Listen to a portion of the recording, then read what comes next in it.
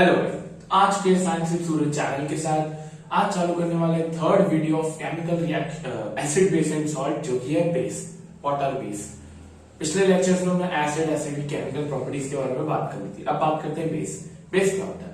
जब आपको पेट में एसिडिटी होती है तो हम बेस खाते हैं एसिडिटी को कम करने के लिए। बहुत सिंपल सा एग्जांपल है Eno, vinegar, baking soda, they are all called as base. अब बेस के आपको पता है कि ये थोड़े से कड़वे होते हैं, बिटर इन टेस्ट, जैसे एसिड खट्टे होते हैं वैसे ये कड़वे होते हैं। ये red litmus tube blue colour change कर देते हैं, एसिड रेड करता था, ये ब्लू है। बेसिक सी चीजें आपको पता है। अब हमें तो ये देखने की केमिस्ट्री में एसिड और बेस की पहचान क्या है। एसिड की मैं बता चुका हूं, मासूम और चोर वाली कहानी। यहाँ भी कुछ वैसा ही है। क्या है इंग्लिश डेफिनेशन पहले पढ़ते हैं। There is OH minus in aqueous medium. नहीं आया सर समझ में, क्या है ये? एक्वस मीडियम आपको पता है पानी, OH माइनस क्या होता है? देखो, एसिड की पहचान पता है, बेस की पहचान और आसान होती है। हम बेस उसे कहते हैं जिसके साथ एक मेटल हो और साथ में OH क्या हो, OH हो। जैसे एसिड में आपको हर बार मासूम दिख रहा था H, यहां OH दिखेगा। अब सर ऐसा क्यों, मेटल क्यों? मैं एक एग्जांपल लेता हूं, जैसे NaOH, सोडियम हाइड्रो ऑक्साइड, ये एक बेस होता है और हमने इसकी रिएक्शन भी करी थी, न्यूट्रलाइजेशन रिएक्शन। तो Na, अब Na आता है 11 नंबर पे, इसकी वैलेंसी होती है -1, मतलब ये इलेक्ट्रॉन देना चाहता है, is wishing to give an electron. वो बोल रहा है कि मुझसे इलेक्ट्रॉन ले लो ताकि मैं स्टेबल हो जाऊं। अब वो बोलता है ऑक्सीजन को, ऑक्सीजन आपको पता है चोर है, हाइड्रोजन मासूम है। तो मेटल ऑक्सीजन तो बोलता है यार तो हाइड्रोजन को क्यों लात मार रहा है, हाइड्रोजन तो वैसे ही फिसड्डी है, तो उसको क्यों लात मार के उसके इलेक्ट्रॉन ले लिया, तुम मेरे से ले रहे, मैं देता हूं। तो ऑक्सीजन बोलता है यार हाइड्रोजन मेरे से नीचे, मैं उसको आसानी से चपाट मार देता हूं और मुझे इलेक्ट्रॉन मिल जाता है, देखो क्या दिक्कत है। ऑक्सीजन अपनी चौड़ में, मेटल बोलता है यार मुझे इलेक्ट्रॉन देना है, मैं स्टेबल हो जाऊंगा। और ये भी बोला कि अगर मेटल तेरे साथ लग जाएगा तो तू और अच्छा बन जाएगा, क्योंकि मेटल रिएक्टिव होते हैं, वही नॉन मेटल नॉन रिएक्टिव होते हैं। तो ऑक्सीजन को समझ में हाँ यार बात तो अच्छी कर रहा है, हाइड्रोजन को चपाट मार के क्या मिलेगा, इससे अच्छा मेटल से इलेक्ट्रॉन ले लेता हूं। तो इसलिए मेटल और ऑक्सीजन और हाइड्रोजन ये एक बेस बन जाते हैं। हमेशा आप जो भी मेटल देखेंगे उनकी वैलेंसी माइनस में होगी, वो खुद चाहेंगे इलेक्ट्रॉन देना। अब ये इलेक्ट्रॉन दे देता है, ऑक्सीजन इलेक्ट्रॉन ले लेता है, दोनों खुश, हाइड्रोजन को चपाटी करती है वो भी खुश, तो हो गया ये बेस। ऐसे होता है बेस। अब मैं कॉमन एग्जांपल लेता हूं, हमेशा याद रखना एक मेटल जरूर दिखेगा, जैसे CaOH, कैल्शियम हाइड्रोक्साइड, फिर एल्यूमिनियम, एल्यूमिनियम की वैलेंसी होती है 3, तो एल्यूमिनियम हाइड्रोक्साइड 3 बैठेगा। फिर आप ले लीजिए Fe की वैलेंसी होती है 2, तो FeOH2। और भी जितने भी चीजें होती है, जैसे मैग्नीशियम की वैलेंसी होती है 2, तो MgOH2। सब में एक चीज कॉमन देखिए, OH और सारे के सारे मेटल्स है। तो ये होती है बेस की पहचान। चलिए तो अब बात करते हैं केमिकल प्रॉपर्टीज ऑफ बेस। हमने ये तो देख लिया कि बेस होता है कि वो जिसके साथ मेटल लगा और OH लगा। पर एक और चीज मैंने इसके पिछले लेक्चर में बताई थी कि जितने भी मेटल ऑक्साइड्स होते हैं वो भी बेस होते हैं। याद होगा आपको जब अपन रिएक्शन विद मेटल ऑक्साइड्स कर रहे थे एसिड में, तो ये चीज मैंने बताई थी। तो जैसे Na2O, आपका FeO, तो ये सारे के सारे जो भी मेटल और ऑक्साइड, ये सारे के सारे क्या होते हैं, बेस होते हैं। ये भी आप ध्यान रखें। ज्यादा प्रॉपर्टीज तो नहीं है इसकी, सिर्फ 2 ही है।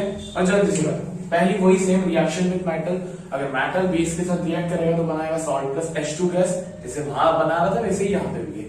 मेटल ले लिया जिंक, बेस ले लिया sodium hydroxide, sodium metal OH उसकी पहचान। जिंक ने Na को लात मारी, वैसे लात नहीं मारूंगा, मैं बोलूंगा साथ में ही आ गए, तो वो बना Na2ZnO, तो इसको बोलते हैं सोडियम जिंकेट, जो कि एक तरह की सॉल्ट होती है, और साथ में निकल जाएगी H2 गैस, और वापस से इसका साउंड पॉप साउंड। बार बार याद रखना।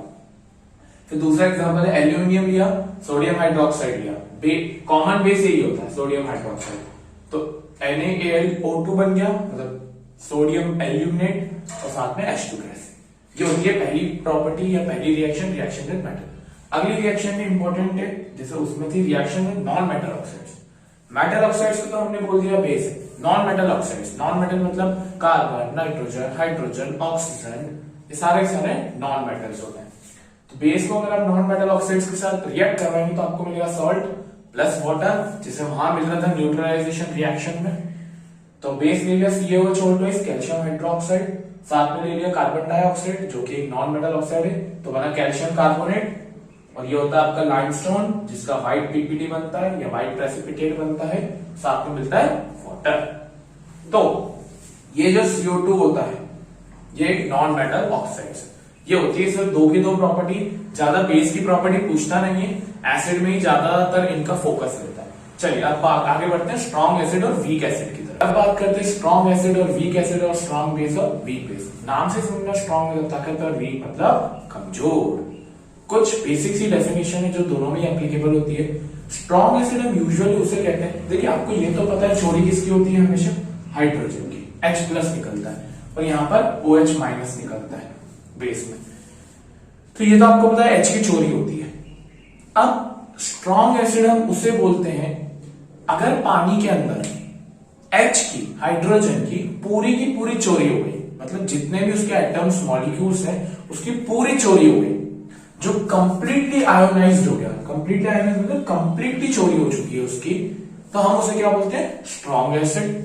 जिसमें H 100% आयोनाइज्ड है, 100% H की चोरी हो चुकी है, उसे हम बोलते हैं स्ट्रॉन्ग एसिड।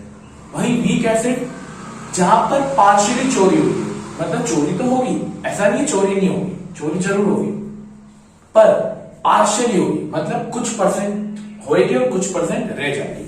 मान लो कि 80% हाइड्रोजन चोरी होगी तो हम उसे वीक एसिड बोलेंगे। अगर 99.9% भी रहेगा तो भी हम उसे वीक एसिड ही बोलेंगे। और इसकी ट्रिक होती है कि सर हमें तो ठीक है, ये आपने समझा दिया क्या होता है, पर किस एसिड को हम बोले। देखिए यूजुअली जो आपने एसिड पढ़ा है HCl, H2SO4, HNO3, ये तो स्ट्रॉन्ग एसिड होता है। इसका रीजन भी है ऑक्सीजन बहुत भारी छोड़ है। और एक ट्रिक, वीक एसिड वो होते हैं जिनके साथ कार्बन लगा हो, कार्बन और हाइड्रोजन इन दोनों की बहुत अच्छी दोस्ती। अब हायर क्लासेस में कार्बन के ऊपर एक पूरा का पूरा चैप्टर पढ़ते हैं, हाइड्रोकार्बन्स वगैरह। तो कार्बन और हाइड्रोजन की बहुत बड़ी दोस्ती, और जहां पे भी कार्बन आ जाता है हाइड्रोजन के साथ तो वो उसकी चोरी को बचा लेता है। दोस्त का काम तो यही होता है कि उसकी चोरी को बचाए। जैसे H2CO3, तो यहाँ पे O तो है, जोड़ तो है, पर कार्बन भी है, तो कार्बन थोड़ी सी चोरी बचा लेगा, चोरी होगी पर पूरी। CH3COOH कार्बोनिक एसिड, तो यहाँ पे कार्बन है, बचा लेगा हाइड्रोजन को। तो जिस भी कंपाउंड में कार्बन आ जाए हम उसे वीक एसिड बोलेंगे, और नहीं आए तो स्ट्रॉन्ग एसिड।